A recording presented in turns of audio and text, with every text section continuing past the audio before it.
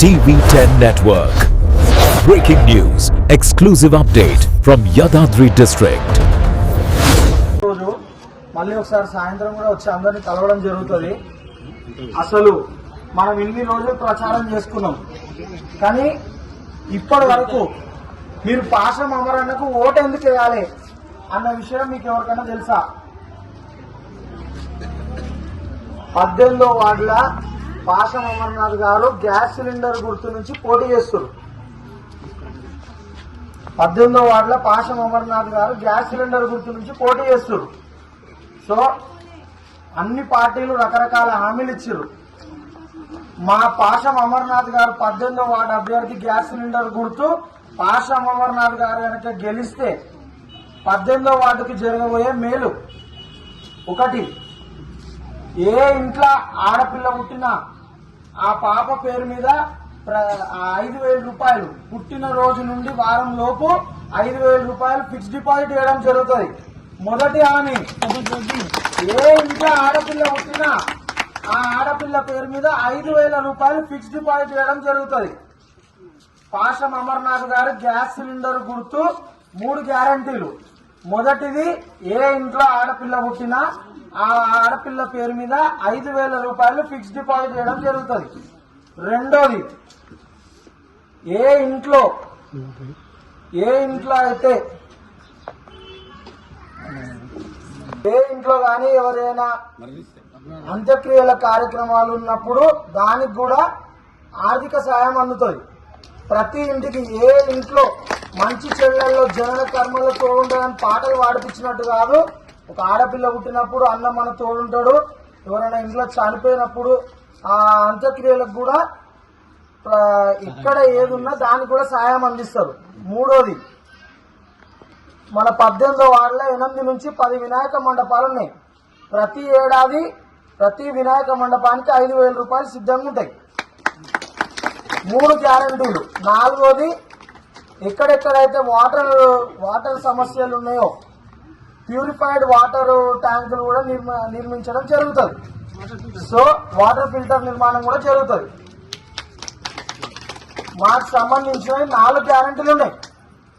18వ ward అభ్యర్థి పాషం అమర్నాథ్ గారి gas cylinder గుర్తుకు మాత్రమే ఓటేయాలి అనేది ఎందుకు అనేది 4 ఒకసారి ఆలోచన చేసుకోండి. వార్డు అభివృద్ధి కోసము, ప్రజల సంక్షేమం కోసము మన అమరన్న ముందుకు వచ్చిండు. దయచేసి ఎట్టి పరిస్థితుల మీ అమూల్యమైన ఓటును గ్యాస్ సిలిండర్ గుర్తుపై వేసి అన్నను గెలిపిస్తే మాత్రం 18వ వార్డు ఏ రేంజ్లో అభివృద్ధి, ఏ రీతిలో అభివృద్ధి చెందుతుంది అనేది మీరు ఆలోచన చేసుకోండి. ఇప్పటి వరకు ఎవరితో డిస్కషన్ కాలేదు. సో ఇప్పుడు ఈరోజు లాస్ట్ రోజు మీకు ఈ విషయం అందరికీ తెలియాలని ఇప్పుడు ఇది ఏర్పాటు చేయడం జరిగింది. మన 18వ వార్డు ప్రజలందరికీ, ఇటు సంజీవ్ నగర్ కానీ, ఇటు హనుమాన్ వాడ కానీ, ఆర్బీ నగర్ కానీ, చింతకాయల బస్తీ, ఎరకల బస్తీ, ఈ ప్రాంతంలో ఉన్నటువంటి ప్రజలందరికీ నా యొక్క నమస్కారాలు తెలియజేస్తా ఉన్నాను. ఈరోజు నేను పోటీ చేయడానికి గల ముఖ్య కారణం ఏంటంటే, అసలుకు చదువుకున్న వాళ్ళకి ఎవరికి కూడా అవకాశం లేకుండా అయిపోయింది. అసలు ఈ పాలకవర్గం సంబంధించి చూస్తే పెద్ద చదువులు చదువుకున్న వాళ్ళు ఎవరికి కూడా అసలు ఏం లేదు. మామూలుగా పైసలుంటే నిలబడొచ్చు, అది చేయొచ్చు అంటారు. ఒక దరఖాస్తు రాయనికి రావాలి కదా. అమ్మ పోయి, అయ్యా ఈ ఆఫీసులో నాకు ఈ పని ఉంది, ఈ దరఖాస్తు రాయి, లేక ఈ పని చేయమని చెప్తేప్పుడు దాని గురించి విషయ పరిజ్ఞానం అని ఉండాలి. అటువంటి అవకాశం లేకుండా డబ్బులున్న రాజకీయం చేద్దామని వస్తారు. అటువంటి వాళ్ళని మనకు వచ్చినా గానీ మనకి ఏం ప్రయోజనం కాదు. వాళ్ళు ఆ రాజకీయ యొక్క ఏమంటారు, రాజకీయం అనేటువంటి చొక్క దొరుకుకొని వాళ్ళ యొక్క పబ్బం గడుపుకుంటారు తప్ప ప్రజలకు జరిగే మేలు ఏం లేదు. మరి ఈ రోజు నేను ఉన్నత చదువులు చదువుకొని మరి మీ ముందుకు రావడానికి గల ముఖ్య కారణం ఏంటంటే, నా వార్డు ప్రజలకు ఏదన్నా ఒకటి చేయాలన్నటువంటి తపన, ఆ తపనతోటే నేను ఇవాళ మన ముందుకు వచ్చిన. మరి ఎన్నో ఇప్పుడు మనం బస్సులు చూసుకుంటే ఇప్పుడు మోరీల మీద, డ్రైనేజీల మీద కప్పులే లేవు. మనం ఏం పాపం చేసుకున్నాం? మన ఎస్సీ వాడు ఏమైనా పాపం చేసుకుందా?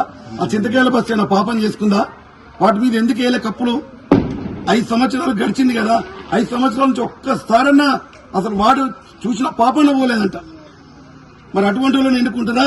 మరి మీకు 24 గంటలు అందుబాటులో ఉంటూ మీ కష్ట నష్టాలలో కూడా నేను పాలు పంచుకొని మీ ముందు ఉంటా. మీకు నేను కౌన్సిలర్గా కాదు, మన వార్డుకు సేవకునిగా నేను ఉంటా అని మీ అందరికీ కూడా నేను నమస్కారాలు తెలియజేస్తూ, ప్రతి ఒక్కరికి కూడా ఇన్ని రోజులు ఇప్పుడు మనం చేసినటువంటి ప్రచారంలో భాగంగా నాకు సహకరించిన ప్రతి ఒక్క అమ్మ, అక్క, అన్న, తమ్ముడు, అందరి చిన్న పెద్ద అందరికి కూడా నా యొక్క పాదాభివందనాలు తెలియజేస్తా ఉన్నా.